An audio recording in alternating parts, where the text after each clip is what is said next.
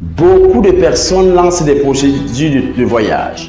Beaucoup de personnes négligent certains éléments de base qui permettent notamment de pouvoir mettre des chances de votre côté pour l'obtention d'un visa. Je fais cette vidéo ici pour partager un élément primordial, incontournable, dont j'ai appelé la loi de la foi.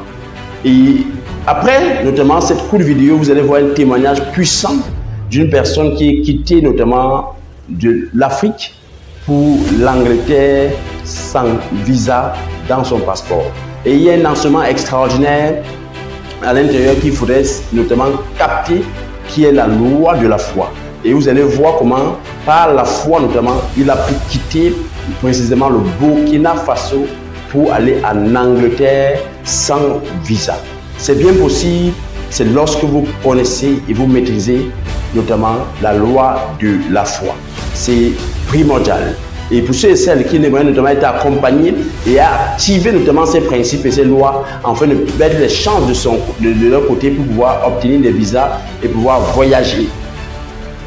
En toute quiétude, nous invitons à nous contacter rapidement en inbox.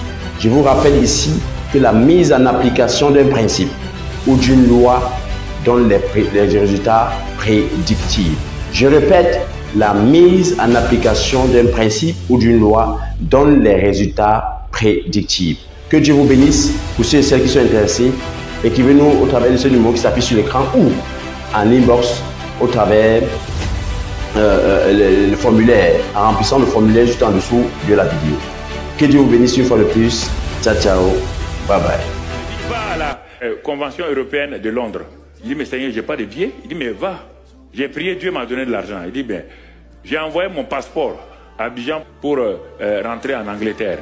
Bon, ils m'ont renvoyé le passeport avec un gros tampon rouge au milieu pour dire que je ne peux pas rentrer en Angleterre. C'est clair, le tampon était tellement rouge que moi-même j'ai...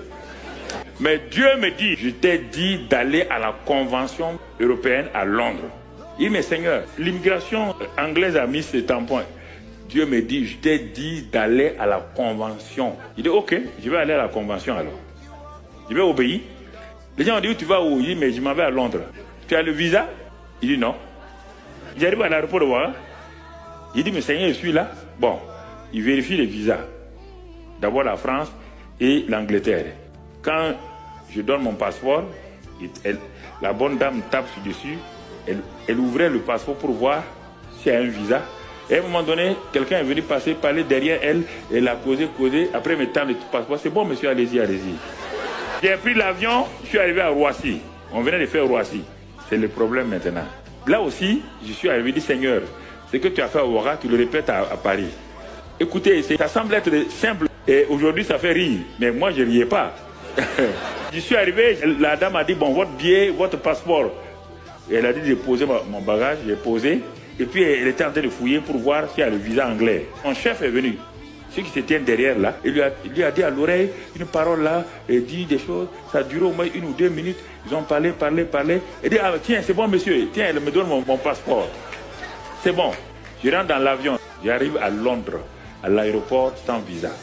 On était alignés comme ça, tout de suite, on mettait les gens, ceux qui viennent d'Afrique là sans visa, on les met de côté, on dit à Air France, c'était ITA à l'époque, on dit, allez, vous retournez vos gens, vous payez l'amende. Les gens étaient devant moi. J'arrive, je donne mon passeport au policier, il prend mon passeport, il ouvre là où il y a le tampon rouge, il me montre ça à travers la vitre là.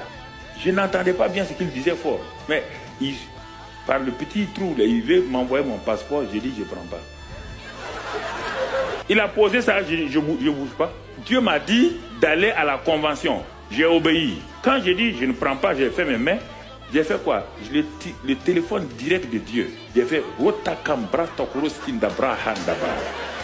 le policier m'a regardé. Ah! Il s'est levé. Il dit, mais de quelle langue il parle lui là?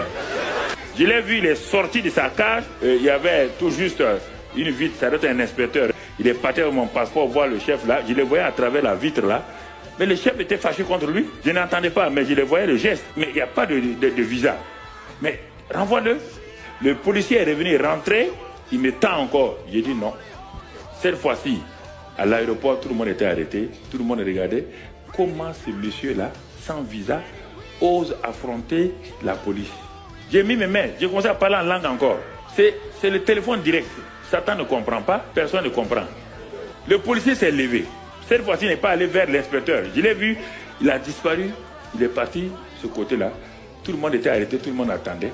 J'ai attendu 10 minutes. Le policier revient, il rentre dans son box là, avec un grand sourire. Il ouvre le milieu du passeport. Il me montre visa de 15 jours. Je rentre en Angleterre.